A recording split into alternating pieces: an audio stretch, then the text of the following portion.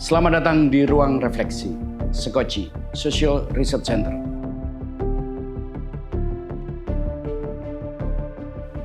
Kali ini, kita tidak sedang membicarakan angka pertumbuhan ekonomi yang semu. Kita tidak sedang membicarakan janji-janji politik yang manis. Kita akan membicarakan sesuatu yang jauh lebih fundamental. Sesuatu yang menyerang jantung masa depan kita. Tragedi intelijensia.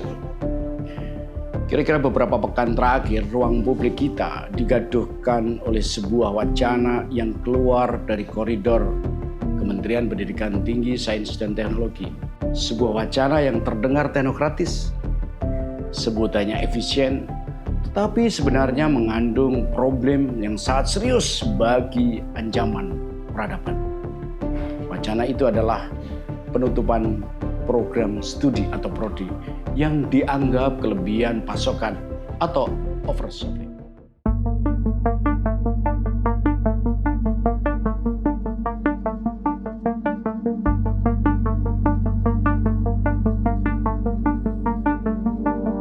Apabila merujuk pada data PD Dikti tahun 2026, jumlah mahasiswa dalam bidang ilmu pendidikan dan sosial humaniora menempati posisi tertinggi, yaitu sekitar 2,2 juta untuk pendidikan dan 1,9 juta untuk sosial humaniora. Selama ini narasi yang dibangun sangat sederhana dan terlihat masuk akal di permukaan. Buat apa kita mencetak ribuan sarjana pendidikan atau sarjana sosial jika pasar kerja tidak bisa menyerap mereka? Mari kita tutup prodi-prodi itu dan alihkan fokus pada bidang-bidang yang mendukung hilirisasi, manufaktur, dan artificial intelligence. Namun yang perlu dicatat, di balik logika efisiensi itu, ada ancaman yang mengerikan yang kita perlu kritisi dan itu sedang mengintai. Ini bukan sekedar urusan administratif penataan kampus, bukan itu. Ini adalah upaya yang sistematis untuk mengurangi, mereduksi esensi dari kemanusiaan. Misi humanisasi kita.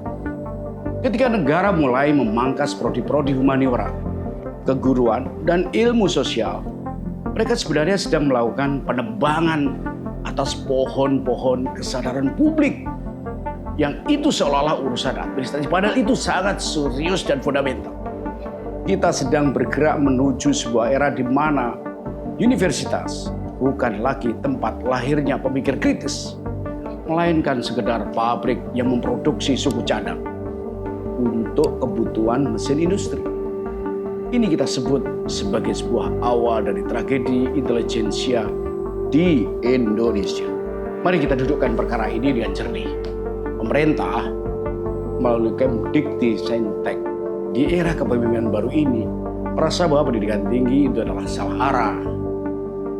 Mereka melihat statistik pengangguran sarjana, terutama dari prodi keguruan dan ilmu sosial.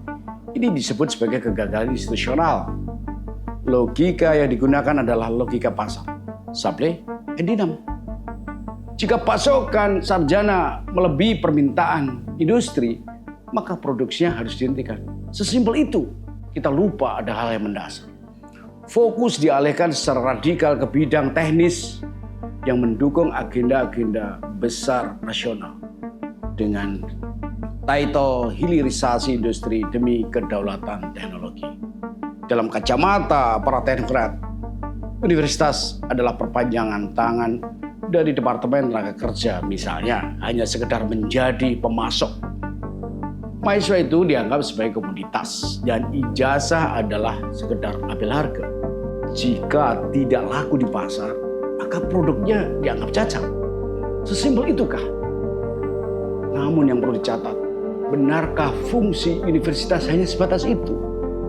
Benarkah ukuran kesuksesan sebuah bangsa hanya dilihat dari seberapa cepat lulusannya itu terserap oleh industri, oleh pabrik atau korporasi multinasional? Disinilah kita harus mulai bersikap skeptis, kritis, dan kita harus mengungkapkan sikap kritis ini di publik. Kegaduhan ini bukan sekedar tentang manajemen kurikulum, melainkan tentang pergeseran paradigma yang sangat problematis atau berbahaya. Dari pendidikan sebagai transformasi jiwa atau nilai menjadi pendidikan sebagai sekedar pelatihan kerja. Padahal kita tahu spektrum pendidikan yang sangat luas dan kaitannya dengan nilai manusia. Maka untuk memahami mengapa wacana ini begitu problematis atau berbahaya, kita harus membedahnya dengan pisau analisis yang lebih tajam. Kita tidak bisa hanya menggunakan angka statistik. Kita harus menggunakan akal budi, karena itu menyangkut nilai yang mendasar. Pertama, mari kita gunakan perspektif Stefan Collini dalam bukunya What Are University For? Collini secara tajam membongkar sesat pikir kebijakan yang mengukur keberhasilan universitas hanya melalui employment rates atau daya serap pasar. Collini ini mengingatkan kita bahwa universitas memiliki tugas peradaban yang melampaui sekedar statistik ekonomi. Universitas, ingat, adalah penjaga bara dan penjaga api pengetahuan. Spirit itu harus kita pegang. Tempat di mana pertanyaan-pertanyaan sulit tentang justice atau keadilan, soal etika dan makna hidup itu diajukan. Jika universitas hanya diukur dari gaji pertama lulusannya, ukuran-ukuran sangat elementer dari sebuah konsep kerja, maka kita telah menempatkan kemartabatan itu pada posisi yang rendah, menghina martabat pengetahuan itu sendiri, dan itu adalah bagian dari upaya-upaya untuk secara sistematis menurunkan kemartabatan. Yang kedua, kita harus juga menyoal siapa yang berhak menentukan ilmu apa yang penting dan dianggap tidak penting. Disinilah argumen Michael Apple dalam Official Knowledge menjadi sangat relevan.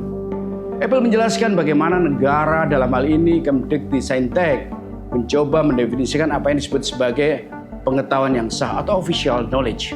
Dengan menggulirkan wacana penutupan prodi, negara sedang melakukan penyaringan ideologis, bahkan melakukan deideologisasi secara sistematis melalui pengetahuan. Ilmu sosial dan humaniora merasa harus disingkirkan dan kemudian termarginalisasi karena dianggap tidak produktif secara ekonomi. Sesuatu yang menurut saya ini adalah problem sejak era-era sebelumnya juga mengalami demikian. Padahal sebenarnya ilmu-ilmu inilah yang melatih warga negara untuk berpikir kritis, menggugat ketidakadilan atas realitas, dan memahami social impact atau dampak sosial dari teknologi. Dengan mematikan prodi sosial humaniora misalnya, negara sebenarnya sedang melakukan disiplinasi atau mendisiplinkan masyarakat, bentuk dari penundukan masyarakat agar tunduk pada kebutuhan akumulasi modal tanpa memiliki kapasitas intelektual untuk bertanya hal yang pertanyaan penting. Siapa yang diuntungkan dari hilirisasi ini dan siapa yang dikorbankan? Kita harus adil dan jernih di dalam menilai ini. Ini bukan sekedar inovasi pendidikan di era rejim yang sekarang ini ada. Ini adalah pengulangan kegagalan global, terutama tepatnya kapitalisme global di dalam menerapkan logika pasar pada institusi pendidikan atau institusi akal budi. Kita sedang menyaksikan komodifikasi pengetahuan secara terang-terangan dan boleh disebut dengan brutal. Sesuai dengan analisis Henry Kirow dalam Neoliberalism War on Higher Education, kita sedang berada dalam medan perang, pertarungan pengetahuan. Neoliberalisme ingin menghancurkan fungsi universitas sebagai ruang publik demokrasi. Mereka ingin mengubah kampus menjadi sekedar lembaga pelatihan korporasi yang kita harus menjadi pasokan. Di bawah kendali neoliberal, universitas kehilangan ruhnya sebagai tempat perlawanan intelektual, sikap kritis dari intelektual, dan berubah menjadi entitas yang patuh, yang hanya memuja efisiensi dan sekedar laba. Sekarang, mari kita masuk ke inti dari ancaman ini, tragedi intelijensia. Apa yang terjadi jika semua prodi yang dianggap oversupply itu ditutup? Dalam kacamata oversupply, dalam kacamata kekuasaan. Apa yang terjadi jika pendidikan kita hanya berfokus pada keterampilan teknis demi industri? Pertanyaan ini jangan dianggap simpel, tapi ini adalah mendasar. Disinilah kita harus merujuk pada pemikiran Freire tentang pendidikan gaya bank. Dalam logika Kemdikti Saintek yang baru misalnya, mahasiswa tidak lagi dipandang sebagai subjek yang memiliki kesadaran, melainkan sebagai wadah kosong yang harus diisi dengan keterampilan industri agar mereka siap dipakai. Ini adalah apa yang saya sebut sebagai bagian dari reduksi ontologis. Manusia Indonesia tidak lagi dididik untuk menjadi warga negara yang utuh, yang mampu mencintai seni, memahami sejarah, atau berempati secara sosial atas realitas yang ada. Kepekaan mengalami penumpulan, dan cara pandang, cara berpikir kita mengalami reduksi luar biasa. Manusia Indonesia sedang direduksi menjadi sekedar suku cadang dalam menjadi bagian dari mesin besar kapitalisme. Kita sedang menciptakan generasi yang mahir mengoperasikan AI, mahir bekerja smelter, tetapi ditutup, dibutakan terhadap kemanusiaan, tuli terhadap ketidakadilan. Tragedi ini semakin diperparah oleh apa yang dijelaskan oleh Bill Reading dalam bukunya yang sangat monumental, The University in Ruins. Reading menjelaskan transisi universitas menuju apa yang disebutnya sebagai excellence administratif. Saat ini, kampus-kampus kita kebanyakan terjadi disibukkan mengejar akreditasi, peringkat dunia, dan efisiensi birokrasi. Sesuatu yang sangat hegemonik dan itu terus-menerus diulang-ulang dan menjadi bagian dari rutinitas. Namun, Reading memperingatkan bahwa excellence tersebut seringkali hampa makna. Kita mengejar angka-angka yang bagus di atas kertas tapi kehilangan ruh intelektualitas. Jadi catatan yang penting buat kita, penutupan prodi atas nama efisiensi adalah bukti nyata bahwa universitas kita sedang berada di dalam ancaman reruntuhan. Kita lebih peduli pada output tenaga kerja daripada outcome peradaban. Meskipun kita bicara soal impact dan seterusnya, tapi cara pandang efisiensi, cara pandang reduktif itu membuat ruang itu makin menyempit. Pendidikan yang hanya berfokus pada hilirisasi tanpa humanisasi adalah resep sempurna menuju masyarakat yang robotik.